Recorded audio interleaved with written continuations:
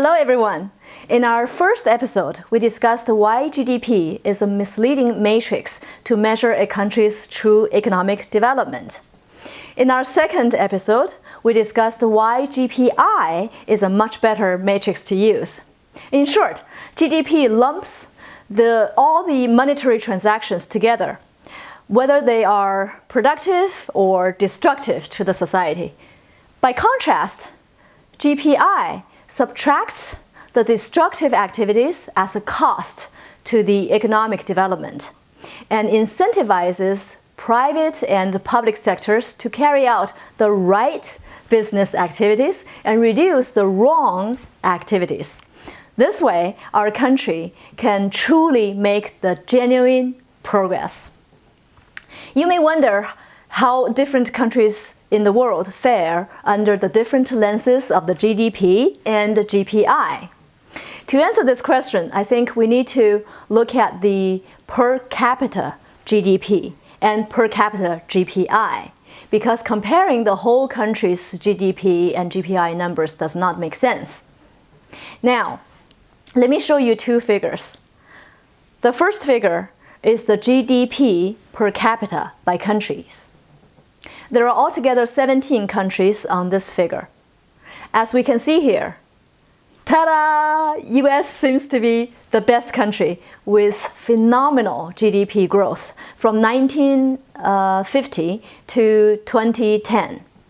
When you read the country names to the right of the figure, those countries are sorted by how well they do. The first one is US. The second one is Australia. Do you see a green thin line of Japan? Chile is the pink line. China is the third on the bottom. These two countries' GDPs have seen impressive growth since 1980s. The last two are India and Vietnam. I want you to pay special attention to remember these countries for their GDP per capita status. Now, let's look at the second figure. This one is the GPI per capita for the same 17 countries. This figure is not very easy to read, but it's the best one that I could find. Again, you can see the country names on the right organized by how well they do. Now you can see that Australia now ranks the first. US ranks the second. However, you may notice now that many countries' GPIs are relatively flat in the past several years. Of course, all of these countries who ranked higher are developed countries, and their growth rate per capita for recent years is flat. However, there is one country that is an exception. It has seen consistent growth in the past years. Do you see? Do you see a green thin line of Japan? Japan is in fact the only country in the whole world that has consistently grown in terms of GPI per capita. This means that Japan's economy has been growing not at the expense of the environmental or social cost. I totally have new respect for Japan now.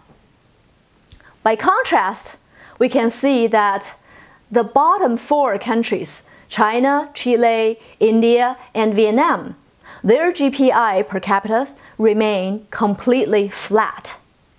We all know from the first figure, the per capita GDP, that these countries have seen pretty good per capita GDP growth since the 1980s. This means now when we're looking at the per capita GPI, that the benefit of these countries' economic growth is canceled out by the cost. In another word, these countries' GDP has been growing at the expense of the future generations. Their citizens haven't really benefited from the phenomenal GDP per capita growth,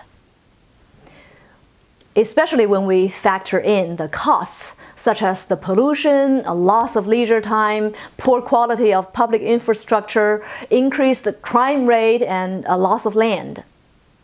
These countries' governments are especially in dire need of switching from pursuing GDP to pursuing GPI.